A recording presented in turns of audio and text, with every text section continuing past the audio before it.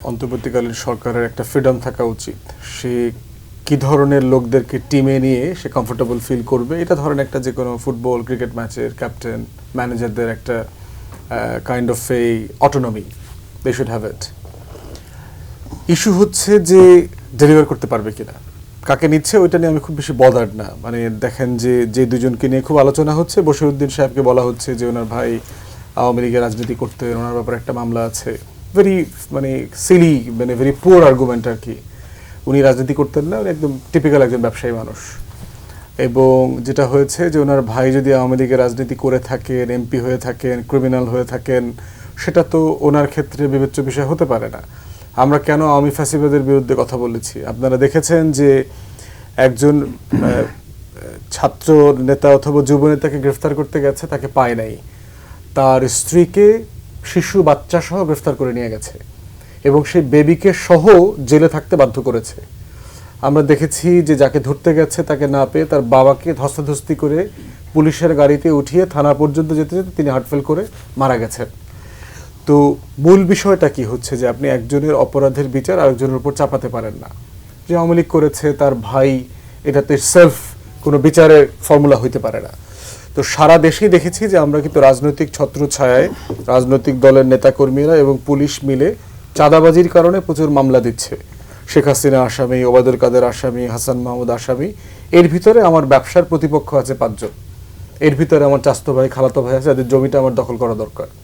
এর ভিতরে আমার চাঁদাবাজি করতে হবে, কটা বাড়িওয়ালা ব্যবসায়ীদের নাম ঢুকাই দিলাম। এখন লোকাল পুলিশ এবং ওই রাজনৈতিক ছত্রছায়ার ব্যক্তিরা মিলে চাঁদাবাজি নেগোশিয়েট করছে। তো বশিরউদ্দিন সাহেবের ব্যাপারে আমার কোনো রিজার্ভেশন আমি দেখতে পাচ্ছি না। আমি দেখতে চাই হাউ হি পারফর্মস। আগামী 1-2 মাস পরে তাকে আমরা আবার ক্রিটিক করব, রিভিউ করব যে সে ডেলিভার করতে পারছে কিনা। দ্বিতীয় হচ্ছে যে আপনার মুস্তফা সরোয়ার ফারুকীর ব্যাপারে, তার ব্যাপারে মোটা দাগে কয়েকটা অভিযোগ আছে। একটা কি, তিনি শাহবাগী ছিলেন। ফাইন, শাহবাগী তো একটা সময় অনেকেই ছিলেন। তিনি গুনাহ করলে তওবা ইস্তেগফার করার একটা পথ তো খোলা থাকতে হবে, মানুষের রিডেমশনের একটা পথ খোলা থাকতে হবে না অরিজিনাল সিনের পরে। তিনি রিগ্রেট করেছেন কিনা, তিনি রিগ্রেট করা লেখা ওনার পড়েছি যে উনি শাহবাগে ছিলেন, উনি রিগ্রেট করেছেন, সেটা যেমন সত্য, তত ফ্যাক্টস হচ্ছে আমি এখন কোনটা মেনে নেব। আবার দ্বিতীয়ত হচ্ছে উনি ফ্যাসিবাদ বিরোধী আন্দোলনের সময় কিন্তু উনি ইনভলভ ছিলেন, উনি এটাকে সমর্থন জানিয়েছেন, ওনার জায়গা থেকে উনি লিখেছেন, এইটাকে সাহস জুগিয়েছেন। ওনার ব্যাপারে মোটা দাগে আরেকটা অভিযোগ হচ্ছে যে উনি সরকার থেকে টাকা পয়সা নিয়ে মুভি বানাইছেন, শেখ মুজিবের ফ্যামিলির অনেক ক্যারেক্টার উনি করেছেন, পোর্ট্রে করেছেন, এটা যেমন সত্য। ওনার মুভি আবার সরকার আটকিয়ে দিয়েছে, সেটাও তো সত্য। উনি কলকাতার বাংলার হেজিমনির অ্যাগেনস্টে বাংলাকে প্রমোট করে তো সমালোচিত হয়েছেন। তাহলে এখন আমি আর্টিস্ট হিসাবে যদি দেখি যে সংস্কৃতি মন্ত্রণালয়ের দায়িত্ব পালন করার জন্য উনি যোগ্য কিনা, হ্যাঁ যোগ্য তো। প্রশ্ন হচ্ছে উনি ডেলিভার করতে পারবেন কিনা, উনি গণ অভ্যুত্থানকে ফুটিয়ে তুলতে পারবেন কিনা, ওনার যে রোল আছে সেই রোলটাকে উনি ফুটিয়ে তুলতে পারছেন কিনা। আর দ্বিতীয়ত হচ্ছে যে একটা জায়গা পরিষ্কার করতে হবে যে গণ অভ্যুত্থানকে ওন করে আবার ফ্যাসিবাদের কিছু অংশকে ওন করা প্যারালালি, সেটা যায় কিনা। মানুষ কেন কষ্ট পেয়েছে যারা তার সমালোচনা করছে। তিনি 5 তারিখের পরেই বলেছেন যে 32 নম্বরে অ্যাটাক করা, এটা নিয়ে উনি কথা বলেছেন, এটাকে আবার রিফারবিশ করে রিপেয়ার করে মিউজিয়ামে করা। উনি বলেছেন যে ভারতে ইলিশ না পাঠানোর সিদ্ধান্তটা সঠিক না, এটা নিয়ে অনেক সমালোচনা করেছেন। সমালোচনা করার right, everybody has right, got the freedom to do that. এখন ইস্যু হচ্ছে যে গণ অভ্যুত্থানকে ওন করে ফ্যাসিবাদকে ওন করা যাবে কিনা, করলে কতটুকু ওন করা যাবে, এবং ওনার আগের রোলগুলোর জন্য উনি রিগ্রেট করেন কিনা।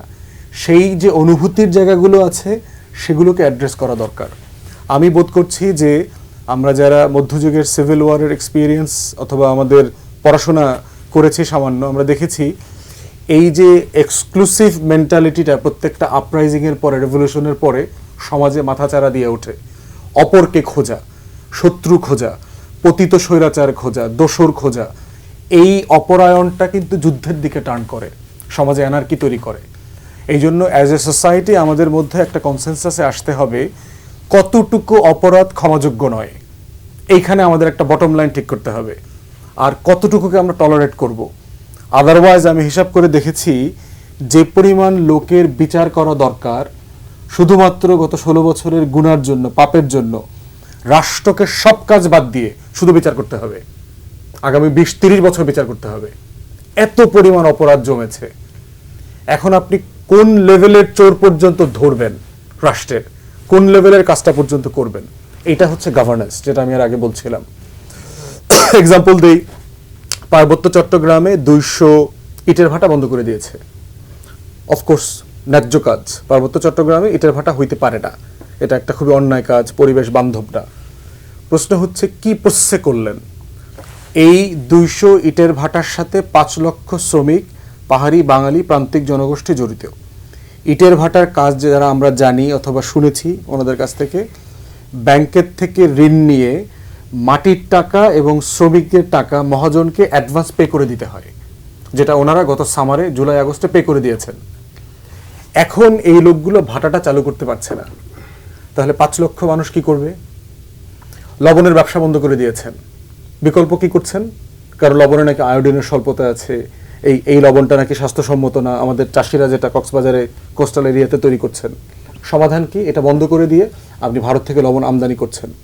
এই যে লক্ষ লক্ষ চাষি, যে লবণ চাষি যে বেকার হয়ে গেল।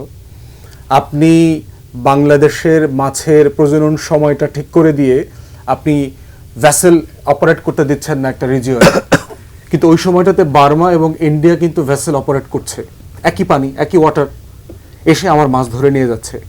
তাহলে আপনার পলিসি কনসিস্টেন্সি নাই, আপনার বেকারত্ব বাড়ছে। সেন্ট মার্টিনের জন্য বলে দিলেন যে সন্ধ্যার পরে কেউ থাকতে পারবে না, আবার সার্টেন অ্যামাউন্ট অফ ট্যুরিস্ট যাবে মাত্র, এর বাইরে কেউ যেতে পারবে না, রেজিস্ট্রেশন করে যেতে হবে। তো গত 2-3 বছর ধরে যে শত শত কোটি টাকা এখানে ইনভেস্ট হয়েছে, 3 লক্ষ মানুষ সেন্ট মার্টিনের আপনার পর্যটন শিল্পের সাথে জড়িত। এদের বিকল্প পেশা হচ্ছে জেলে অথবা মাদকের ব্যবসা। তাহলে আপনি কি করছেন? ফোর্স করছেন কোথায়? আপনি কোরাল রিফ ধরে রাখার জন্য, মানে এটা অফকোর্স একটা ভালো কাজ, প্রায়োরিটিটা কি? দেশের ইকোনমির অবস্থা এত খারাপ, এখানে কোনো না কোনো ফর্মে তো আপনার আনএমপ্লয়মেন্ট ঠেকাইতে হবে, বেকারত্ব ঠেকাইতে হবে, অস্থিরতা ঠেকাইতে হবে। কক্সবাজারে একই অবস্থা, পর্যটন শিল্প একেবারে ভেঙে গেছে, এবং এটার সাথে যোগ হয়েছে এখন রাজনৈতিক ছত্রছায়ার চাঁদাবাজি।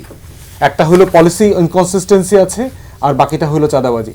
তো এই যে প্রত্যেকটা জায়গায় আমরা দেখতে পাচ্ছি গভর্নেন্স নাই, আপনি জানেন না হাউ টু গভর্ন, আপনি বুঝতে পারছেন না যে এটার বিকল্প কি হইতে পারে, কি করা উচিত, সেইটা না বুঝে যে কাজগুলো করা হচ্ছে বারবার, এটার মধ্য দিয়ে আমরা দেখতে পাচ্ছি যে মানুষের সাফারিংস বাড়ছে।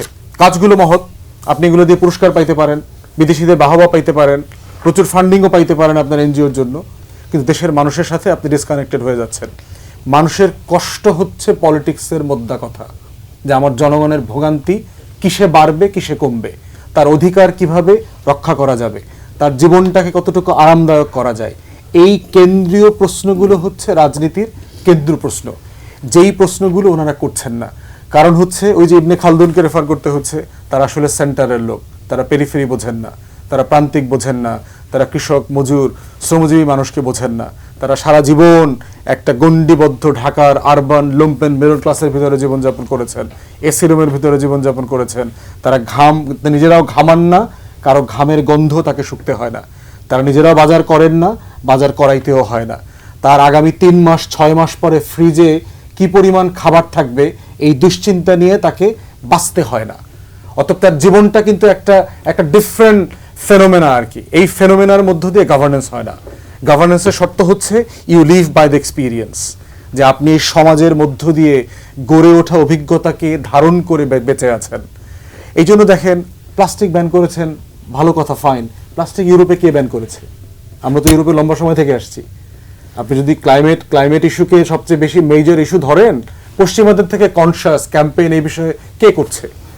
ইউরোপ সিদ্ধান্ত নিয়েছে আগামী 30, 35, 40-এর ভিতরে তেল গ্যাসে চলা সব গাড়ি বন্ধ করে দেবে। তারা কি আউটরাইট বন্ধ করে দিয়েছে? প্রত্যেকটা চেঞ্জের একটা ট্রানজিশন দিতে হয়, মানুষকে কনসেনসাস বিল্ডিং করতে হয়। নিউজিল্যান্ডে সিগারেট খাওয়া বন্ধ করে দিয়েছে, 3 বছর ধরে করেছে। ইংল্যান্ডে আমরা যখন ছাত্র পড়তেছি, আমার মনে আছে যে আপনার পাবলিক প্লেসে সিগারেট খাওয়া ব্যান করবে, 3 বছর ধরে করেছে। ক্যাম্পেইন ক্যাম্পেইন ক্যাম্পেইন, স্কুলে, কলেজে, বিশ্ববিদ্যালয়ে, ট্রেনে, বাসে, সব জায়গায়। এনফোর্সমেন্ট কিভাবে দেখেন, কিভাবে করতে পারবেন না? গতকালকে দেখেছেন আপনার প্লাস্টিক কোম্পানি যখন রেড করতে গেছে সরকারি কর্মকর্তারা, সেনাবাহিনী মিলে হাজার হাজার শ্রমিকরা বের হয়ে আসছে, কিচ্ছু করতে পারেন নাই। তাহলে আপনি এমন আইন, এটাকে বলা হয় ব্যাড ল, যে আইনটা এনফোর্স করা যায় না, এটা একটা ব্যাড ল। এই আইনটা কোনো রাষ্ট্র করে না, কারণ এটার জন্য আপনি এখনো জনগণকে প্রস্তুত করেন নাই মানসিকভাবে যে এটা হওয়া উচিত, এটা হলে তার বেনিফিট, এটার বিকল্প তার আছে, সে থেকে খেয়ে বাঁচতে পারবে। তো এই প্রত্যেকটা জায়গায় আমরা দেখতে পাচ্ছি যে ওই যে গোড়ার সংকট, গভর্নেন্স, সুশাসন,